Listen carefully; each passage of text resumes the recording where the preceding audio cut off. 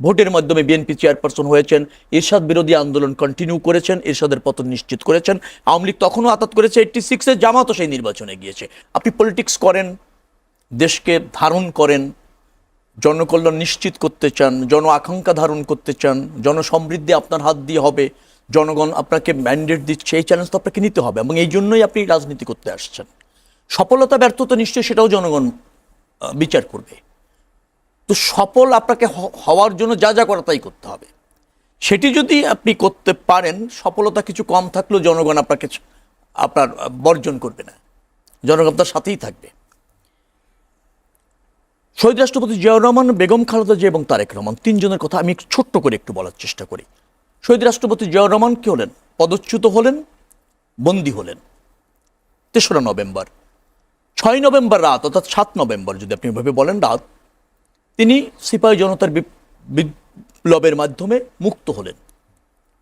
৭ তারিখ নভেম্বর 10:30টার সময় আপনার কর্নেল তাহের, জেনারেল উসমানী, আপনার 3 বাহিনীর প্রধান তখন ছিলেন জেনারেল খলিল এবং ওয়াহাব বিমান বাহিনীর প্রধান ছিলেন, 4 জন বসছিলেন যে দেশটা কিভাবে চলবে।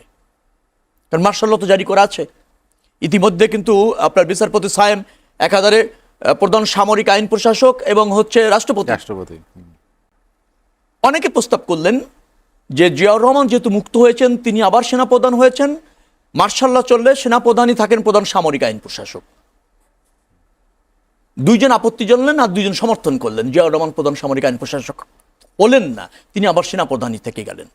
অর্থাৎ ক্ষমতার জন্য এই রেভলিউশন তিনি নেননি, তিনি দেশকে সেভ করেছেন, সিপাহী জনতা মিলে দেশকে সেভ করেছে, কিন্তু তিনি কিন্তু ক্ষমতার অংশ হলেন না, প্রধান সামরিক আইন প্রশাসক হলেন না। সেভ দেখেন বেগম খালেদা জিয়া, তিনি যখন নির্বাচিত সরকার বিচারপতি আব্দুল সাত্তার, তার কাছ থেকে জেনারেল এরশাদ ক্ষমতা আপনার করলো, টেক ওভার করলো, সামরিক অভ্যুত্থানই বলতে পারেন। তারপরে জিয়াউর রহমান মারা যাওয়ার পরই তো বিচারপতি সাহেব রাষ্ট্রপতি হলেন নির্বাচিত হয়ে। বেগম খালেদা, বিচারপতি সাত্তার, বেগম খালেদা কিন্তু জিয়াউর রহমান মারা যাওয়ার পরেই কিন্তু তিনি প্রেসিডেন্ট নির্বাচন করেননি অথবা বিএনপি চেয়ারপারসন হন নাই, তিনি কিন্তু সদস্য হন নাই তখনও। এরশাদ যখন ক্ষমতা গ্রহণ করলো তার 2 বছর পরে 84-এ তিনি বিএনপির মেম্বার হলেন মাত্র। পরবর্তীতে তিনি কাউন্সিলর করে নির্বাচিত হয়ে ভোটের মাধ্যমে বিএনপি চেয়ারপারসন হয়েছেন, এরশাদ বিরোধী আন্দোলন কন্টিনিউ করেছেন, এরশাদের পতন নিশ্চিত করেছেন। আওয়ামী লীগ তখনও আতাত করেছে 86-এ, জামাতও সেই নির্বাচনে গিয়েছে। বেগম খালেদা জিয়া অনড় থেকেছেন গণতন্ত্রের স্বার্থে, দেশের আপনার স্বার্থে। তারপর তিনি নির্বাচিত হলেন 91-এ। আমি বলছি তিনি কিন্তু শহীদ রাষ্ট্রপতি জিয়াউর রহমানের ডিপারচারের পরেই ক্ষমতায় আসেননি।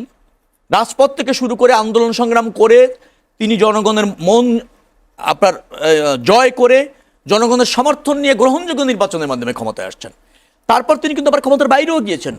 জনগণ ভোট দেয়নি 96-এ, 119 আসন নিয়ে সর্বোচ্চ বিরোধী দল হয়েছেন, কিন্তু ক্ষমতার বাইরে গিয়েছেন, পার্লামেন্টকে কার্যকর রেখেছেন, আন্দোলন সংগ্রাম করেছেন, জনগণের জন্য নতুন কি করণীয় সেটা নির্ধারণ করেছেন, জনগণের কাছে গিয়েছেন, আবার তিনি ক্ষমতায় কামব্যাক করেছেন।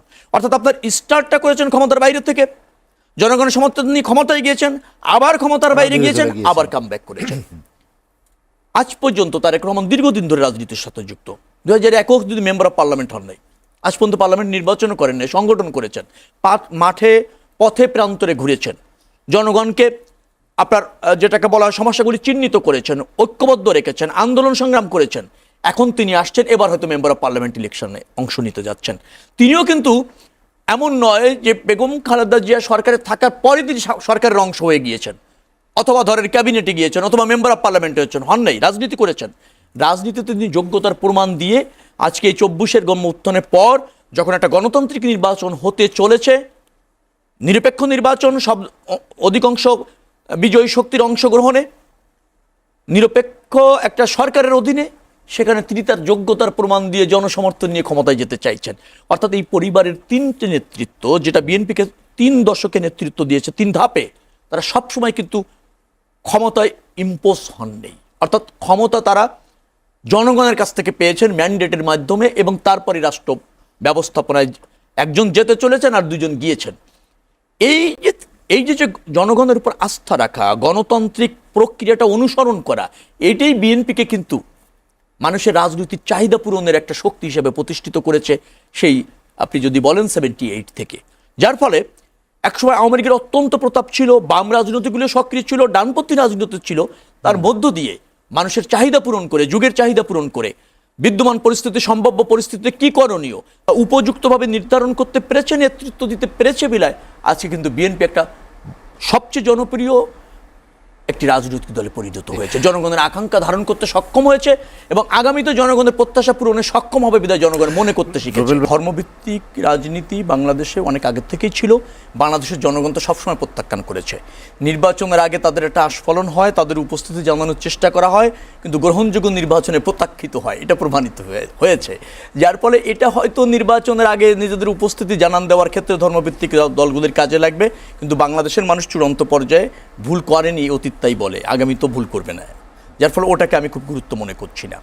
আরেকটা জায়গায় বলছিলেন যে বাংলাদেশে, দেখেন বাংলাদেশে কিছু অবৈধ এবং ভাসমান সুবিধা আছে যেটার সাথে সব রাজনৈতিক দলের কর্মীরা যুক্ত হয়, স্থান কাল পাত্র ভেদে যার যেখানে অবস্থান বালুমহল জলমহল আছে, ফুটপাত, বালুমহল, জলমহল, এগুলো এগুলি রাষ্ট্রীয়ভাবে আমার মনে হয় যে বন্ধ যখন করবেন দেখবেন যে এই সুবিধাভোগীরা আর সুবিধা পাবে না। তবে বিএনপি রাজনীতি করে অথবা বিএনপি নির্বাচিত ক্ষমতায় আসলে বিএনপি রাজনীতি করে সেগুলি ভোগ করা যাবে, আর বিএনপি ধরেন সেটাকে প্রশ্রয় দেবে, এটা আমি মনে করছি না। বিএনপি সংকল্পবদ্ধ, অঙ্গীকারাবদ্ধ যে তারা রাজনীতিতে দুর্বৃত্তায়ন, ক্ষমতা, দুর্বৃত্ত এগুলি আর পছন্দ করতে অতীতও চায়নি। তারপরও সব শ্রেণী পেশার মানুষের রাজনীতি করতে গেলে এটা তার ক্যাডার ভিত্তিক পলিটিক্স না, অনেক সময় না জেনে সম্পৃক্ত দুই চারজন হতে পারে, কিন্তু সে ব্যাপারে বিএনপি আরও সজাগ থাকবে, আরও দায়িত্বশীল থাকবে।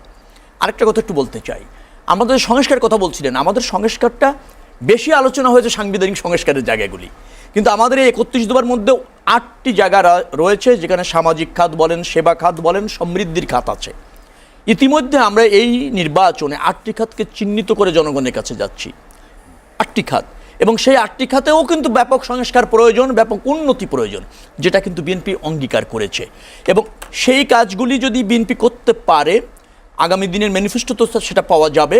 আমার বিশ্বাস হচ্ছে মানুষ তার আর্থসামাজিক যে পরিবর্তন, স্কিল্ড ম্যান পাওয়ার, কৃষি, শিক্ষা, স্বাস্থ্য, সমস্ত জায়গায় তার কাঙ্ক্ষিত যে উন্নয়ন অথবা কাঙ্ক্ষিত যে প্রত্যাশাগুলি রয়েছে তা বিএনপি পূরণ করতে সক্ষম হবে, এটা আমার কাছে মনে হয়েছে। আর একটা জায়গায় একটু বলা দরকার, সেটা হচ্ছে জনগণ যদি নির্দিষ্ট সময় পর পর পছন্দের জনপ্রতিনিধি এবং দল বেছে নিতে পারে, তাহলে যে কোনো দলই রাইট ট্র্যাকে থেকে রাজনীতি করতে এবং রাষ্ট্র পরিচালনা করতে বাধ্য। সেই প্র্যাকটিসটা আমাদের শুরু হয়েছিল 91, 96, 2001, 2008 কিছুটা ব্যত্যয় হয়েছিল, কিন্তু ওই 17 বছরে এটা ভেঙে পড়ার ফলে আমাদের অসম্ভব রকমের ক্ষতি হয়ে গিয়েছে। নিশ্চয়ই বাংলাদেশ সেখানে ফিরে যাবে না। একটা বাক্য দিয়ে শেষ করে দেই, তুষার একটা ভালো কথা বলেছেন যে বিএনপির সমালোচনা সবাই করে, উনিও করেছেন, আমরা এই সমালোচনাকে স্বাগত জানাই। যেহেতু বিএনপি বড় রাজনৈতিক দল, তার দায়িত্ব রয়েছে, তার প্রতি মানুষের প্রত্যাশাও রয়েছে, জনগণের আছে, অন্যান্য রাজনৈতিক দলেরও আছে, বিএনপি সেটা অনুধাবন করে বোঝে। যার ফলে দেখবেন কোনো মব গত 1.5 বছরে বিএনপি দায়িত্বশীলতার পরিচয় দিয়েছে, ধৈর্য ধরেছে, অনৈতিক এবং অযৌক্তিক অনেক সমালোচনা শুনেছে, শীর্ষ নেতা আক্রমণের শিকার হয়েছে মিথ্যা ভিত্তিহীন বানোয়াট অভিযোগে, তারপরও বিএনপি দায়িত্বশীলতার পরিচয় দিয়েছে। বিএনপির চিটাগাংয়ে প্রার্থীর উপর গুলি হয়েছে, একটা পরিবারকে পুড়িয়ে দেওয়ার চেষ্টা করা হয়েছে, বাচ্চাটা মারাও গিয়েছে, কিন্তু বিএনপি কিন্তু মব সন্ত্রাসে যায়নি, বিএনপি কিন্তু আইনের প্রতি শ্রদ্ধা রেখেছে। তো এটা হচ্ছে একটা দায়িত্বশীল রাজনৈতিক দলের মানে করণীয়। নিশ্চয়ই তুষাররা সমালোচনা করলো, আমরা ওটাকে স্বাগত জানাই। বিষয়টা একটু যোগ করি যে ভোটের ক্ষেত্রে আসলে সেই দায়িত্বশীলতার জায়গা মানুষ কতটা দেখতে পাবে, একান্তভাবেই দেখতে পাবে। আমরা সব রাজনৈতিক দল ওই দায়িত্বশীলতার পরিচয় দিতে চাই। মনে রাখবেন, শুধু বিএনপি দায়িত্বশীলতার পরিচয় দিলে হবে না, সব রাজনৈতিক দলকে দিতে হবে। নির্বাচন ব্যবস্থাপনার সাথে যারা জড়িত তাদেরও কিন্তু এখানে পেশাদারিত্বের, দায়িত্বশীলতার এবং নিরপেক্ষতার পরিচয় দিতে হবে। ধরে নিন আমি বলছি, আমার সামনে যদি এমন ঘটনা ঘটে যে একজন পুলিং অফিসার অথবা একজন প্রিজাইডিং অফিসার কোনো একটি দল, ধরেন আমার দল না, কোনো একটি দলের পক্ষে অনৈতিকভাবে কাজ করছে, তো সেখানে উত্তেজনা বিএনপির লোক তৈরি হতেও পারে। সব রাজনৈতিক দল, সব ইনস্টিটিউটগুলি যখন দায়িত্বশীলতার পরিচয় দেবে, ডেফিনেটলি বিএনপিও দেবে, বিএনপি তাতে অঙ্গীকার আছে, আবার বিএনপি তখন বাধ্যও হবে। আমরা একে অপরকে বাধ্য করি, একে অপরকে ধরেন নজরদারিতে রাখি, কিন্তু একে অপরের মধ্যে প্রতিহিংসা হয়ে সংঘাতে যাতে না জড়ায়।